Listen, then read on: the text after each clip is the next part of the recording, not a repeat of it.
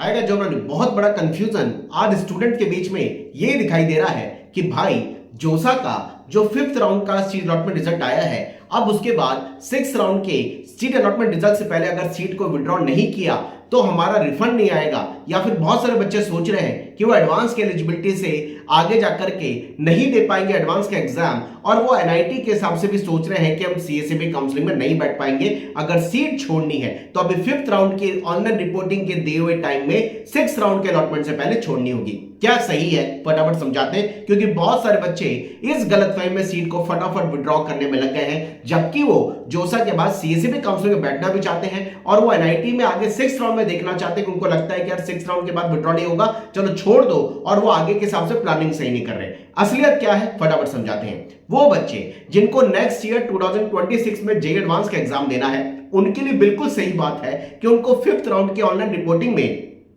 14 जुलाई तक allotted seat को किसी भी तरीके से छोड़ना होगा। अगर वो सीट को विड्रॉ नहीं करते तो वो नेक्स्ट ईयर 2026 में जेईई एडवांस का एग्जाम नहीं दे पाएंगे। लेकिन ये भी उनके लिए एप्लीकेबल है जिनको 5th राउंड तक कोई कॉलेज की सीट मिली है, क्योंकि सीट मिलने पर ही वो आईआईटी की सीट मिली, मतलब जिनको एडवांस के थ्रू आईआईटी की सीट मिली है और उसी को विड्रॉ कर सकते हैं, क्योंकि जब मिलेगी तभी विड्रॉ कर पाएंगे और वो नेक्स्ट ईयर 2026 में जेईई एडवांस का एग्जाम देना चाहते हैं। उन्हीं को केवल अभी आईआईटी के विड्रॉल करने की बात की गई है। लेकिन इस गलतफहमी में एनआईटी वाले बच्चे भी विड्रॉ कर रहे हैं और 6th राउंड में पार्टिसिपेट करने से डर रहे हैं, क्योंकि उनको लग रहा है कि यार 6th राउंड में कहीं हमें सीट मिल गई तो हमारे पास विड्रॉ का ऑप्शन नहीं होगा, हम सीसम में बैठना चाहते हैं, अपग्रेड करने के लिए गलती से चॉइस भर दी, वो भी कंफ्यूज है। जिनको लगता है यार NIT next year JEE main का एग्जाम देना है, वो भी कंफ्यूज है, उनको लग रहा है यार 5th राउंड तक विड्रॉ करते हैं क्योंकि आगे विड्रॉ का ऑप्शन नहीं खुलेगा। क्या ये सही है? ध्यान से समझिएगा। आईआईटी के लिए जैसे मैंने बताया कि एडवांस का एग्जाम 2026 में जिनको देना है वो बच्चे तो आईआईटी की सीट को विड्रॉ कर लें अगर उनको अलॉट हुई है, क्योंकि 6th राउंड में विड्रॉ का ऑप्शन नहीं है।